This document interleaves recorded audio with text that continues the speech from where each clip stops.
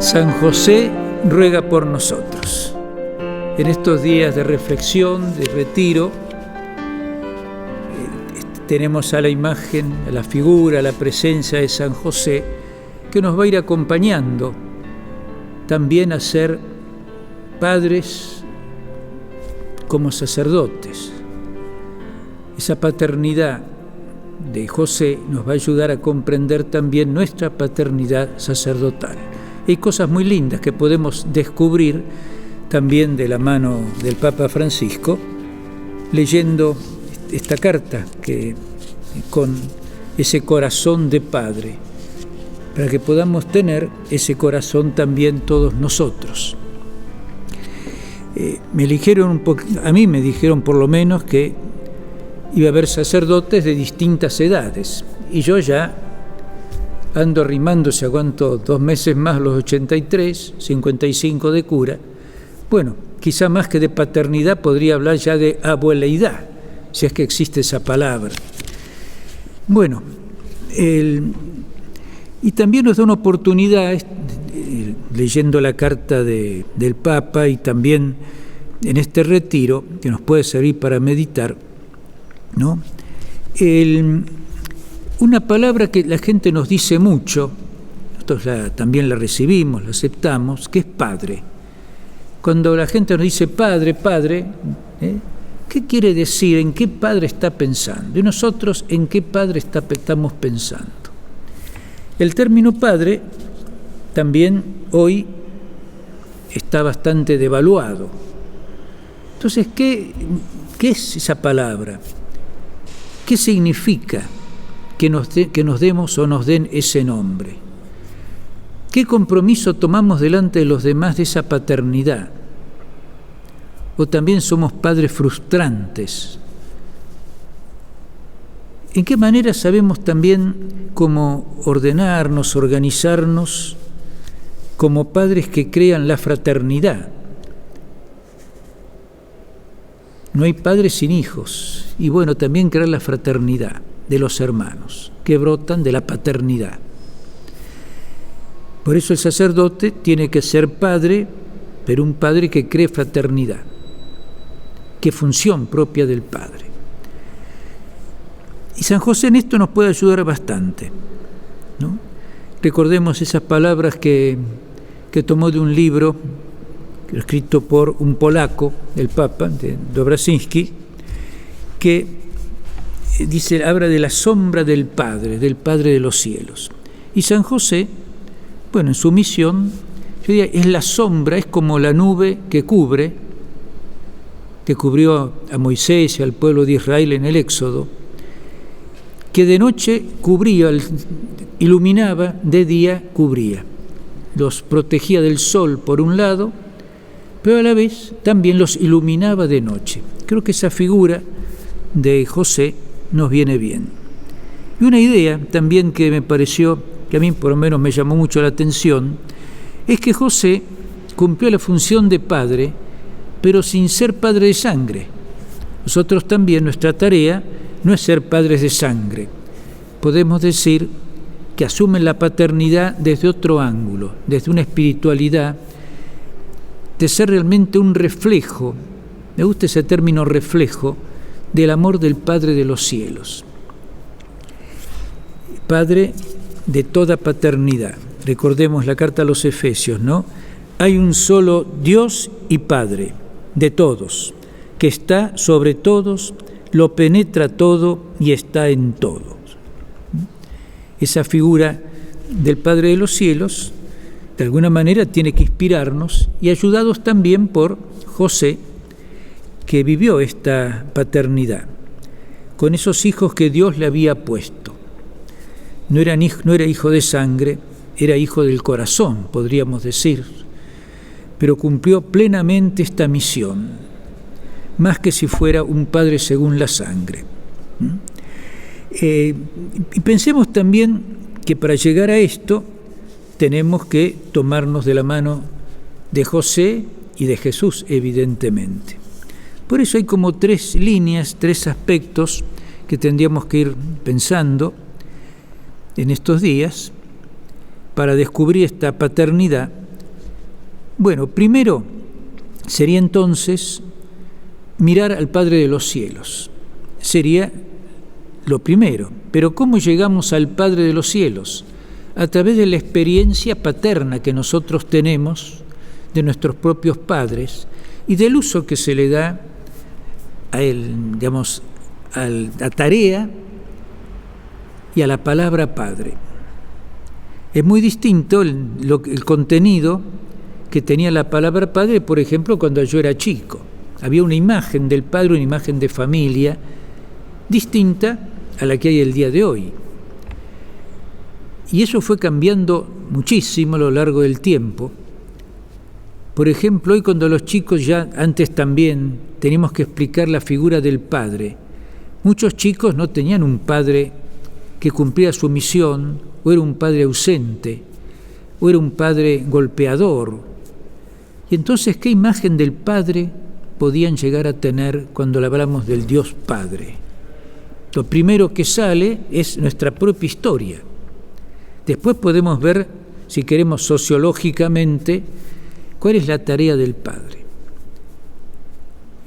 Por eso, partiendo de esta realidad, pensando que Dios no solamente se llama Padre, sino que es Padre, y está en la esencia misma de Dios, esencia trinitaria, hacia esa palabra tenemos que llegar. No a la palabra, sino a la realidad de ese Dios que es Padre.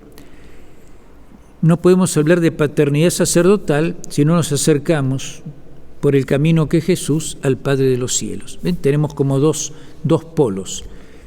El Padre de los cielos, que nos revela Jesús, y la realidad actual del Padre tan desprestigiado. Los chicos se van a confundir que tienen 2 o 3 papás, por ahí o más, qué sé yo. O sea que es distinta esa experiencia y aún de los sacerdotes más jóvenes con respecto a sus familias también, que a veces están quebradas, tienen problemas, cosa que antes era muy difícil que se diera eso, ¿no? Por lo menos estaba más tapado. Y en medio de todo esto está José, que nos va a ayudar a hacer ese camino de ida y vuelta para poder descubrir la paternidad de Dios, la paternidad que se necesita hoy y nuestra actividad sacerdotal como padres.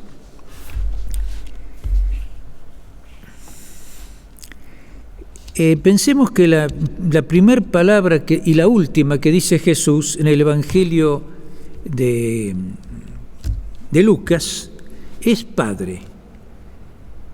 Jesús, cuando la primera palabras de Jesús que tenemos son en el templo, cuando se pierde, aunque en realidad es cuando toma posesión del templo de Jerusalén, no es que se perdió con una jugarreta de adolescente que se quería separar de sus padres, va a tomar posesión de la casa de su padre. Y dice, debo ocuparme de las cosas de la casa de mi padre. Son las primeras palabras que nos trae el Evangelio de Jesús. Niño todavía, adolescente. Y la última palabra es en la cruz. Padre, en tus manos encomiendo mi vida. En realidad el Salmo dice Dios y Jesús dice Padre. Cambia esa frase que es del Salmo, la cambia diciendo Padre. Padre, en tus manos encomiendo mi vida, encomiendo mi espíritu. La figura del Padre, ¿cómo llegamos? Y solamente a través de Jesús. Nadie conoce al Padre sino el Hijo, y nadie conoce al Hijo sino el Padre y aquel a quien el Hijo se lo quiera revelar. Ahí está. El camino por el cual el Padre llega a nosotros es Jesús, y el camino por el cual también nosotros tenemos que llegar y llevar es Jesús. Camino de ida y vuelta, y tantas cosas tan lindas que a veces tenemos que profundizarlas leyendo el Evangelio, y todos los momentos en que Jesús le habla al Padre. Ponemos esas dos frases, pero ahí hay un montón de actitudes, no de palabras, sino en el fondo de actitudes. Cuando le preguntan, Señor, enséñanos a rezar, Jesús, ¿qué le dice? Cuando oren, digan Padre, que el Padre de los cielos conoce lo que está en el corazón de ustedes. Cuando oren, digan Padre. Pero no solamente digan, está diciendo Jesús, creen una relación filio-paternal, diríamos así. Una relación de hijos que reconoce a ese Padre porque Él se mostró como Padre y nosotros sus hijos. Una relación de encuentro personal que tenemos que tenerlo siempre en cuenta. Y también, partiendo de ahí, pensar que cuando leemos la Sagrada Escritura, a veces caemos en una trampa. Sobre todo cuando tenemos que predicar, bueno, pensamos un poco, leemos para predicar a la gente, pero toda palabra de Dios no termina en qué tengo que hacer y en un saber, termina en una revelación del Padre a través del Hijo. Lo que decíamos antes, nadie conoce al Padre, pero el Padre se nos revela, se nos muestra. Jesús se nos muestra en sus enseñanzas. Entonces nos preguntamos no solamente qué me dice esta cosa concreta, a veces sí, pero es el final, no el comienzo, hacia dónde tenemos que ir.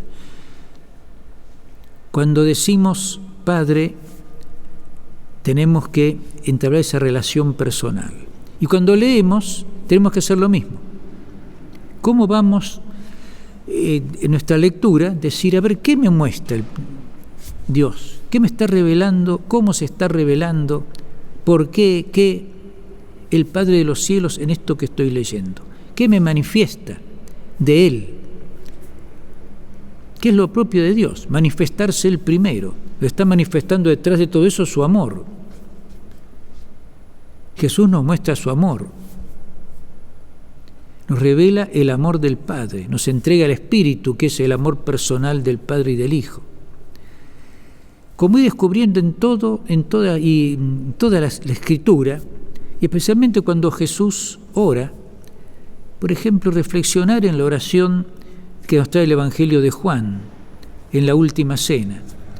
Es un diálogo profundo de Jesús con el Padre, realmente un diálogo filial con su Padre, que es un modelo de oración, un modelo fuerte de oración. Si no corremos riesgos, y lo mismo cuando, de ahí viene también cuando orientamos, ayudamos, predicamos, que también hagamos ese camino, ese proceso de conocimiento, que no es más que conocer o aceptar con alegría la revelación del Padre, que nos va mostrando no un misterio oscuro, sino un misterio sumamente luminoso, en este caso de su paternidad. Y en esto, bueno, José puede hacer muy bien de nexo. Ya decíamos también que él ha sido elegido por Dios para una tarea, para ser un padre del corazón, pero que cumple con todas las tareas cotidianas, simples, de un padre. Lo conocían a Jesús por el hijo de José, el carpintero, y carpintero como José. Lo conocía de esa manera. La gente lo conocía a José, el carpintero. Y Jesús, el hijo del carpintero, porque seguramente le enseñó su oficio, como era costumbre, que los oficios se transmitían de abuelos a nietos, diríamos así, una tradición familiar. Y Jesús también es el carpintero. ¿Cómo salen esos milagros de sus manos si tiene las manos llenas de callos y lastimaduras de trabajar la madera, con aquellos instrumentos primitivos, herramientas primitivas que había en ese tiempo? El Padre se lo dice, tu Padre y yo estábamos buscándote, estamos preocupados, le dice María cuando Jesús se quedó en el templo. Estamos tu Padre y yo. Y era conocido por ser hijo de José. Y pensemos también que al elegirlo, si hacemos un paralelo con María, también José fue elegido para una misión. Y las palabras que el ángel le dice a María, podríamos también aplicárselas a José, muchas de esas palabras, ¿no? Que Dios lo ha favorecido, que se alegre, que Dios está con él. Prácticamente pues es lo mismo que Dios le habrá dicho o le habrá hecho sentir el ángel a José. Y José recibe todo esto, pero no tenemos ninguna palabra de José en el Evangelio. No habla, hace, pero habrá hablado también. Que habrá conversado con Jesús cuando le enseñaba a trabajar. Habrá estado conversando de los problemas del pueblo, hablando de Dios, de la madera, que era buena o era mala, de quién le mandaba hacer la mesa, la silla o la puerta. Estaba hablando, sencillamente, pero todo como ese hablar de Dios. Y respondía sin palabras, sino con hechos. A veces la palabra es engañosa, el hecho no. El hecho dice la verdad más que la palabra. Entonces, tratemos de la mano también de José, descubrir nuestra paternidad sacerdotal.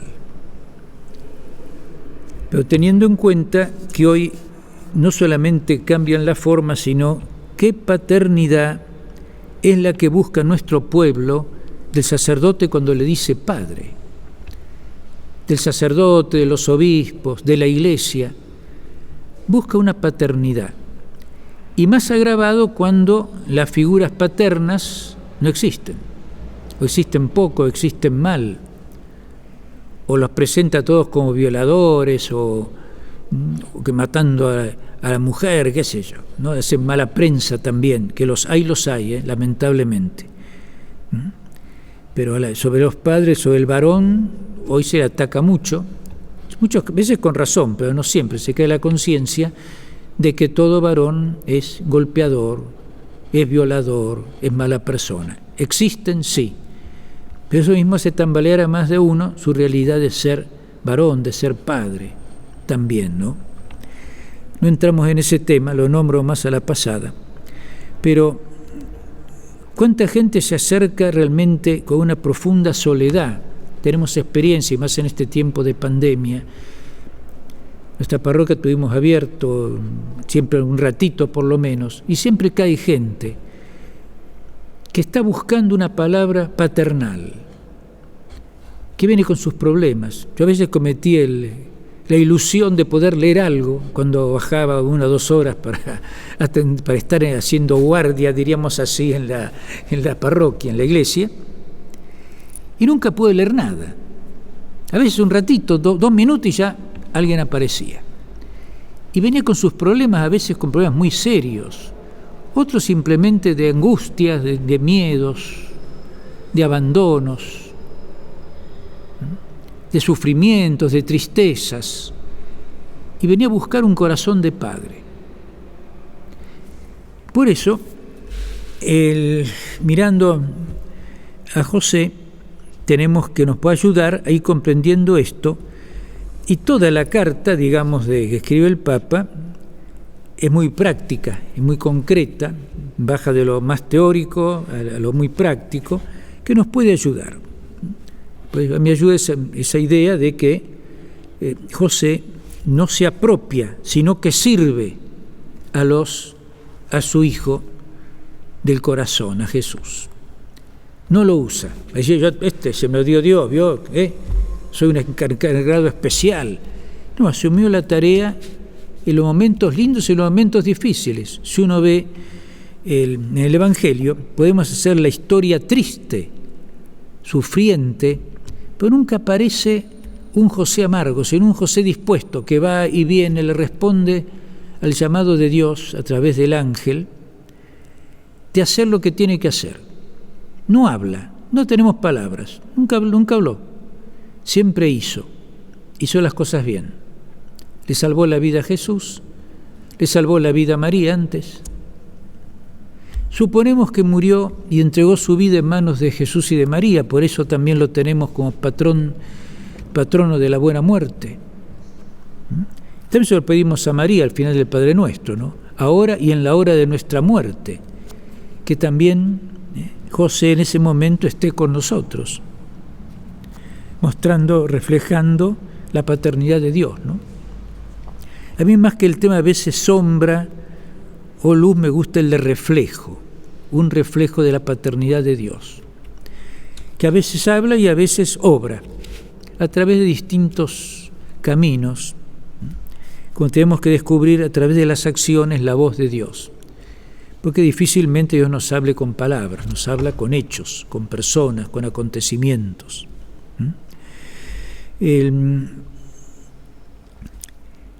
Bueno, vamos a hacer algunas cositas más concretas también, ¿no? Pensando, como decía, mirar por un lado a ese Dios de quien toma el nombre toda paternidad, pero también mirando a las paternidades humanas, y especialmente a la paternidad humano-divina de José. Por ahí el Papa, yo voy a tomar algunos puntitos del número 7, dice Padre en la sombra, pero no en la oscuridad, ¿no? Es como la sombra del Padre que protege del sol tremendo del mediodía al pueblo de Dios, nos lo va cuidando en ese sentido. Que nadie nace padre sino que se hace padre. Hay una, digamos sí, una tendencia en el varón, evidentemente, a ser padre, que tiene que irla trabajando, tiene que irla descubriendo. En el caso del sacerdote, tiene que irla sublimando, ya que no será un padre como el común de los padres. Tendrá las características, pero de un modo distinto. El padre se hace padre en la medida que asume las responsabilidades de la vida de otro, pero para que crezca, para que se haga grande. A veces, por ahí es lindo el hijo chiquito, pero cuando crece, es adolescente, te quiero ver. Después, ¿no? Cuando empiecen las rebeldías normales, los caprichos, las escapadas, ahí se juega. Y después con el tiempo, cómo manejás si tenés varios hijos, cómo los manejás. Si tenés uno, cómo no lo malcriás ni lo poseés. Muchas veces los padres proyectan sobre el hijo su historia, sus frustraciones, sus broncas, a veces sus traumas. Y el pobre hijo sale deformado totalmente, sufre eso. Por ahí pueden preguntarlo algo a Freud por ahí. Bueno, padre se aprende. Y también se aprende a ser padre espiritual, ser padre según el Espíritu. Quizás es importante esto en el seminario también, ¿no? Porque hoy, si vemos a nuestro pueblo, a nuestra iglesia, se necesita de padres. Se necesita en el sacerdote alguien que lo reciba con cariño, con cuidado, que lo escuche, que le dé tiempo. No se pide tanto al cura que sea un buen administrador, por ejemplo, sí, también, pero son las cosas que voy a nombrar ahora que son muy buenas y tienen que estar, pero que no son las esenciales, y falta ese sentido de paternidad, de ser reflejo, ser sombra o ser luz del Padre de los cielos, que se logra a través de la meditación de la palabra, de la oración. Quise repetir muchas veces de corazón, Padre nuestro, oh Señor, Padre, enséñame a orar. Cosas muy concretas, ¿no? Y saber que cuando rezamos no estamos repitiendo palabras, sino estamos entramando, diríamos, es una relación personal con ese Padre que siempre nos ama primero. Y tanto nos ama que entregó a su propio Hijo para reconciliarnos siendo malos y pecadores, para que pudiéramos encontrarnos con Él, ser familia, encontrar la vida, amarnos, encontrar la felicidad en última instancia para que Dios nos creó, que ya en medio de dolores y dificultades se empieza acá. Y saberlo, aquello que lo repetimos, también lo dijo ayer Pepe, ¿no? Que todo es para bien de los que aman a Dios todo es bueno si realmente lo sabemos sumar, aún el pecado, los límites, las pobrezas de cada uno de nosotros. Y sabemos rescatarlos, sabemos no quejarnos, sino asumirlos. No solamente necesita, como decíamos, administradores. Sí, un buen padre sabe administrar, pero es padre. Una cosa es el administrador, que el contrato. Otra cosa es el padre que ama. Y porque ama, administra bien las cosas de la familia. Es distinto. También a veces somos buenos pastores, pero no somos padres. Nos falta algo. Podemos ser técnicos en la pastoral, creativos, montón de actividades que a la gente le gusta, sí o no, pero si no tenemos esa paternidad, eso no sirve. Jesús es el buen pastor, que dejemos que pastoree Él también, a quien puso el Padre. Pero nuestra tarea pastoral es muy importante, pero tiene que estar movida, iluminada desde nuestra paternidad sacerdotal. Si no, se convierte en un ganar adeptos o mantener a la gente entretenida, pero tampoco alcanza, no sirve. Sirve si está enganchado en lo otro. Si la gente no dice, ay, qué bien que es el cura, cómo habla, qué cosas lindas, qué entretenidas que hace, qué bien toca la guitarra. Es buenísimo eso, no digo que no. Es bueno, pero si no está detrás la figura paternal, no sirve. A la larga no sirve. La gente se aburre, ya buscaba otra cosa que está más allá. Por ese camino sí, pero que es una demostración. Es el caso, por ejemplo, de un papá o una mamá que le compra juguetes al chico, pelota, esto, pero nunca juega la pelota con él, nunca juega la mamá la muñeca con su hija. Nunca da algo de tiempo, le compra. El chico se arregla solo, le compra la mejor televisión para que la mire en lugar de sentarse ella a contarle un cuento. ¿Bien? Puede ser un entretenimiento, se busca otra cosa. Se busca la presencia paterna y materna. Yo me acuerdo que me gustaba más a veces la alegría, y lo reconozco hoy. Por ejemplo, mi padre, yo quería comprarme una espada, que al tiempo se hacía más que el San Martín, que yo de chiquito, esa cosa que de otra época.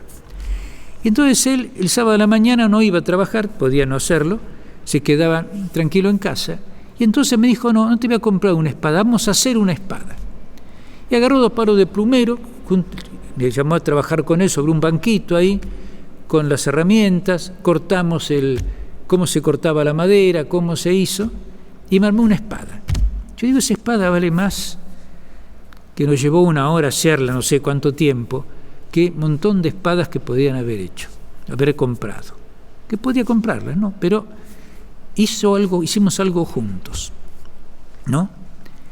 Y a la noche, en lugar de ver la televisión y escuchar radio, nos sentaba a UPA y nos enseñaba las estrellas. Allá tenés el Orión, allá tenés esta, la otra. ¿No te ves qué será todo eso, no? Mirando el cielo y la obra de Dios, ¿no? Yo creo que esos son los hechos, los acontecimientos de una presencia paternal, con las cosas de Dios especialmente, ¿no?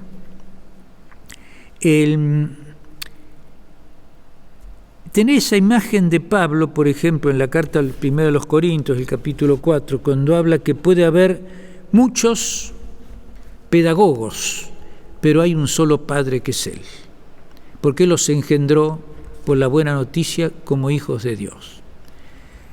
Que un poco sea la tarea del sacerdote, ¿no?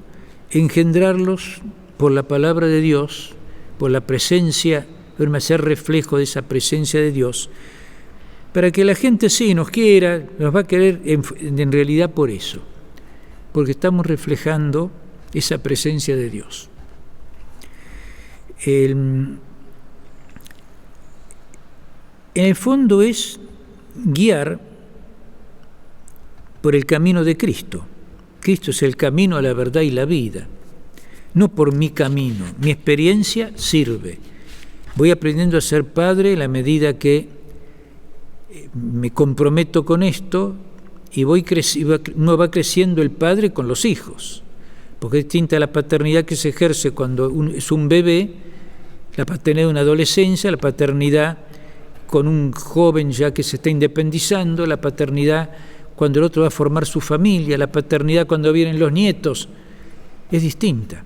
Cuando tiene que asumir una hija o un hijo político. Bueno, la paternidad va creciendo, puede fallar en cualquier momento también. Como nosotros como curas podemos fallar en cualquier momento. Hasta ser viejos tenemos que dar, uno piensa, a la edad que uno tiene ya, que es edad de abuelo, bisabuelo, tranquilamente podría ser. Y bueno, ¿cuál es mi función hoy? Quizá distinta a la que tenía cuando me ordené o cuando quise entrar al seminario. Es distinta. Traté de madurar, de crecer, con tropezones, con errores, que uno los mira hoy y se ríe en lugar de llorarlos, pues son para reírse, de ilusiones, de pensar que uno hacía las cosas de Dios mejor que los demás, que Dios tenía que darme gracias por lo que yo hacía. Uno poco a poco se va dando cuenta que es exactamente al revés. Y también dejar espacio que sea Dios el que haga. Cuando disminuyen las fuerzas físicas, psíquicas, y uno tiene que dedicarse más a la oración por los demás, de intercesión, especialmente, también por todos aquellos vivos y difuntos que pasaron por la vida de uno. Yo tengo un papelito, ya no entra más, ni finado ni vivo, ya tengo que cambiar, hacer una carpeta, creo, para la gente que uno reza todos los días por ellos. Y más tiempo que me lleva eso a veces que lo que tardo en rezar con el oficio, ¿no? Tengo el papelito adentro, pero ya ni entiendo lo que escribí, quizás. La situación de intercesión siempre hay que hacerlo, pero más cuando uno ya no puede encarar otro tipo de cosas y dar lo que uno puede en este momento, con los años. El abuelo tiene una función también, y bueno, el cura que es abuelo es 2 veces padre. Tendríamos que serlo, ¿no? No un viejo gagá. Perdón. Bueno, me estoy cuidando bastante en lo que digo, así que no. Bueno, también con relación al hijo, y tiene palabras bastante fuertes, que hay que releerlas de Francisco, como puso una frase que me llamó la atención, que es un padre castísimo, y utiliza la castidad. Nosotros pensamos como algo de tipo más bien sexual o afectivo, en otro sentido. Es que alguien que no quiere retener, encarcelar, digamos, poseer al otro, dirigirle la vida, ¿no? Sino que al contrario, lo pone en la vida. A veces uno ve gente que le faltó en alguna de las etapas esa conducción, esa presencia paternal. Algunos que les faltó de chiquito, ese cariño, y si falta ese cariño del padre, después le falta algo muy importante, que a veces produce grandes desastres en la personalidad de alguien.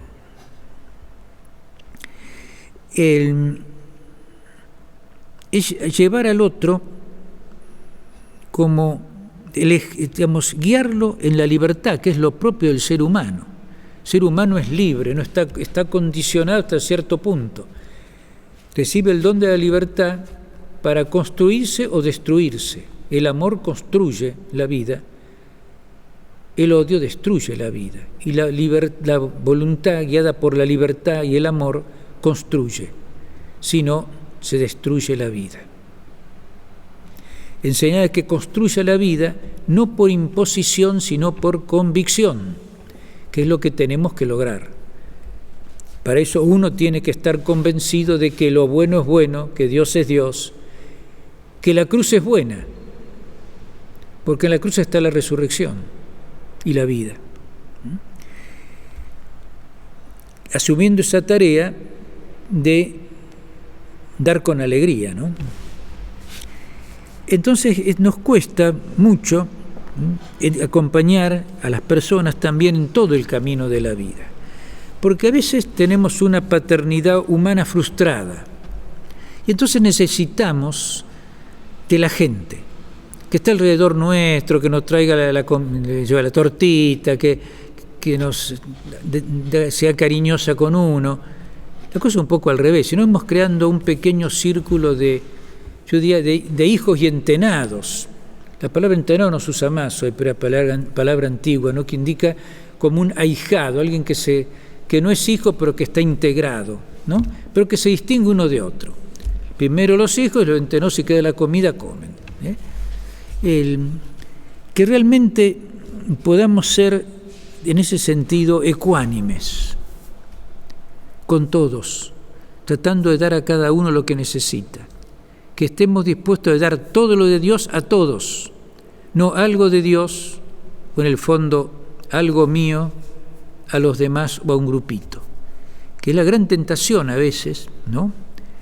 Y que al final crea divisiones en las comunidades, crea frustraciones en la vida del cura, celos, echo a este, tengo el otro, pongo a mis amigos porque siguen lo que yo les digo, no respeto a los demás, no escucho, salvo ese pequeño grupo que en el fondo es un eco de lo que yo digo, no acepto ideas nuevas, no acepto acciones nuevas, ¿bien? Me falta esa presencia tan importante de utilizar todo lo pasado, pero tirar hacia lo nuevo. La experiencia sirve cuando se ayorna, diríamos así, cuando se actualiza, ¿no? Y eso es un elemento, primero una figura que nos enseña Jesús del Padre de los cielos, ¿cuál es? Y en la figura que lo pinta el Padre de los cielos es el Padre del Hijo que se va, el Padre pródigo en comprensión y amor. Tenemos que decir la parábola del Padre pródigo, que prodiga su amor, su paciencia, su perdón con el Hijo que se fue, cosa que no entiende el hermano, sí lo entiende el Padre. ¿Bien? Para el hermano era un competidor, para el Padre eran dos hijos que los quería los dos igual, y a cada uno le dio lo mejor, y le hace ver al que era bueno que no es por lo que le dio, sino por lo que es. Vos estuviste siempre conmigo. La alegría de esa haber estado siempre con su padre, no tanto el ternero que le dio a este que venía muerto de haber comido la comida de los chanchos. Esa figura del padre que sabe comprender, ayudar, no decirle al que hace mal que está bien, que eso sería también un pecado en el fondo. Saber ayudar a distinguir lo bueno y lo malo. No imponiéndolo, como decía, convenciéndolo, haciéndole ver dónde está parado, desde ahí ayudarlo a crecer. ¿Qué significa, en última instancia, salir del centro de la vida del otro, para que vaya entrando el Padre de los cielos, por el camino que es Jesús, que entre Jesús, que les va a traer al Padre de los cielos? Que es todo un trabajo, que nos tenemos que revisar cada día en nosotros si eso es lo que estamos haciendo, en relación con los demás. Y otra cosa también que plantea el Papa por ahí, el no quejarse. José tiene que hacer tareas que a lo mejor no había hecho nunca. ¿Había ido a Egipto? No. ¿Sabría la lengua de Egipto? Lo más probable que no. ¿Sabía el camino a Egipto? No. ¿Hacía falta un carpintero en Egipto? Probablemente sí. Pero asume una realidad distinta. Hay que ir, listo, vaya, voy. Y no se quejó. No habló, no dijo sí, no hizo un verso, después ya voy, sí, cómo no, Señor, enseguida. Empezó a hacer la valija y vino nosotros y lo agarraron a Jesús. No. Se levantó de noche para zafar de la persecución de Herodes. Se levantó de noche y rajó con María y Jesús. ¿Bien? Esa velocidad para hacer las cosas de Dios cuando se ven y hacerla con todo. No se quejó, tengo que dormir, déjame tranquilo, después cuando me despierte voy. No, se levantó y fue. Lo vemos siempre dispuesto, siempre, digamos, nunca aparecen quejas, aparece una entrega total, ¿no? Y en silencio, no habla mucho, son gestos, no habla, no tenemos palabras de José en el Evangelio, no. Tenemos muchas palabras, pero de José no hay. Cuando María le dice a Jesús, tu padre y yo estábamos preocupados, ¿qué? Pero habla María, no habla José. Estuvo buscándolo, ¿no? Y eso supone, a veces los curas, el primero seré yo también, de estar siempre hablando mal de los otros, nunca estamos contentos de la actividad de la iglesia, de esto, de lo otro, que no es no ver las dificultades, pero es la amargura que a veces uno tiene adentro y larga, por eso no es buena. Tener una objetividad para solucionar los problemas, esa hay que tenerla, pero siempre con alegría, siempre con una actitud de decir constructiva. Cuando le digo al otro que está haciendo una macana, se lo digo no para meterle culpa, en el fondo irme, sino para ayudarle a ver a ese otro el problema que tiene para que lo sane. Es como el médico, cuando encuentra un enfermo le va a decir, usted tiene esto, esto y esto, pero no para que el tipo se mate, le pegue un tiro, sino para curarlo. Si le pega un tiro, bueno, ¿no? Y eso es la alegría también, ¿no? Con esas palabras de Jesús, que a veces las olvidamos, nadie me quita la vida, yo doy mi vida. Esas palabras de Jesús nos vienen muy bien, me parece siempre, porque a veces nos parece que Jesús padeció. Sí, lo padeció, pero porque se le dio la gana, porque quiso darle un sí al Padre. Ahí está. Me quitan la vida porque yo la estoy dando, me la pueden sacar porque yo la doy. Le estoy ofreciendo por algo que el Padre me pidió. ¿Bien? Esa es la actitud. Dios ama al que da con alegría. Otra frase que tenemos que tenerla presente para ver si realmente las cosas que hacemos nos dan alegría o somos tristes, somos amargados, como frustrados. La vida me engañó. Además de uno, si nos preguntaran si quisiéramos ser curas de nuevo, ¿qué diríamos? ¿Que sí? ¿O ya estoy metido acá? Bueno, sigo. Fue muy triste, me acuerdo, en un retiro de religiosas en un momento, que las religiosas me decían, y yo sigo acá porque no sé qué hacer, hermanas grandes, ya religiosas grandes, muchos años, y yo no sé porque no tengo ganas de estar acá, pero no tengo más remedio que estar acá en la congregación. Es triste eso. Una vida que en fondo no fue asumida. Es muy triste, ¿no? Y a veces también nos equivocamos porque tenemos esos vacíos y tratamos de llenarlos con los demás. En el fondo no estamos sirviendo, sino siendo servidos en la parte afectiva por los demás. Y nos lleva también a equivocaciones, que hacemos cosas buenas pero buscándonos a nosotros. Que nos aplaudan, que nos digan que sos bueno, que sabés, que hacés, que tenés esto y lo otro. El aplauso de la gente. No, tenemos que buscar otra cosa. Si nos aplauden, no sé si es bueno o malo, a veces es malo, que aprueben nuestras cosas, ¿no?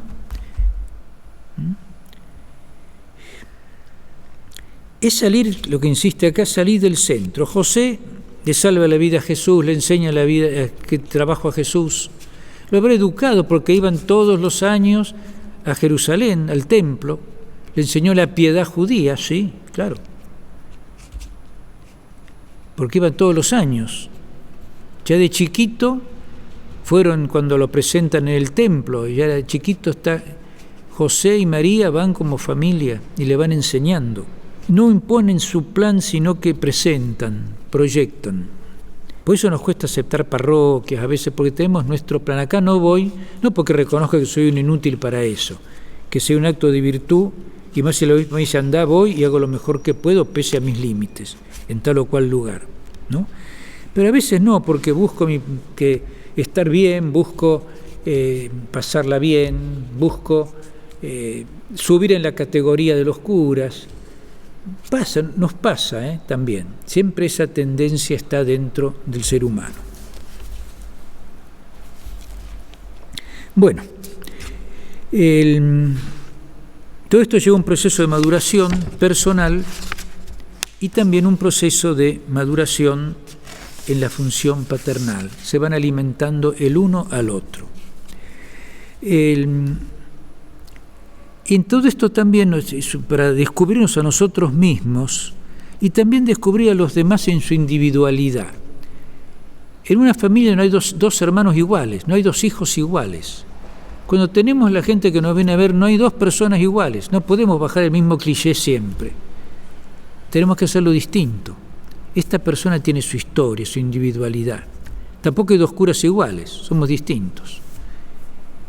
Y tengo que descubrir mi, especificidad, soy yo, mi individualidad, soy yo, con estos dones que Dios me ha dado, que no son los de aquel, ni de este, ni del otro. Y hacer descubrir a la persona lo mismo, que ella es única a los ojos de Dios, no hay dos personas iguales, que es lo propio de un padre que sabe dar a cada hijo lo suyo y unirlos a ellos como una orquesta, podríamos decir, no quitar a nadie. Que San José nos ayude también, como decíamos, como nexo entre esa presencia de Dios, de ese Padre, y por otro lado también la presencia de hijos, de disposición, y que nos vaya acompañando en todo este camino. Pidámosle esto a San José, y que también en este Cristo místico que somos nosotros podamos ser reflejo de la paternidad de Dios, y que nos ayude en esto José, que fue un reflejo, fue una sombra en los momentos de mucho calor y de luz en las noches oscuras, que también Él nos acompañe en todo este camino. Y tratemos de aprovechar esta carta del Papa, por un lado para conocer más a José, y también para asumir nuestra paternidad sacerdotal, que es asumir, como decíamos antes, y sublimar, podríamos decir, nuestra paternidad humana, en esa entrega total al Padre de los cielos. Y bueno, pidámosle esto, y junto con esta Sagrada Familia, ¿no?, con María y Jesús, recemos el Ave María, saludemos. En realidad, la primera parte de Ave María es un saludo, que si bien está dicho, dos saludos, ¿no?, del ángel y de Isabel, que también podrían ser dichos a José, porque también, como decíamos antes, ya José también ha sido elegido, querido, amado por Dios para ese rol único. Como fue único el rol de María, también fue único el rol de José en la historia de la salvación. Rezamos un Ave María, también poniendo a José en esto.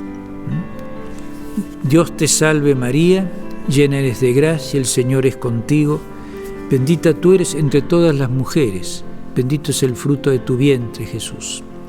Santa María, Madre de Dios, ruega por nosotros, pecadores, ahora y en la hora de nuestra muerte.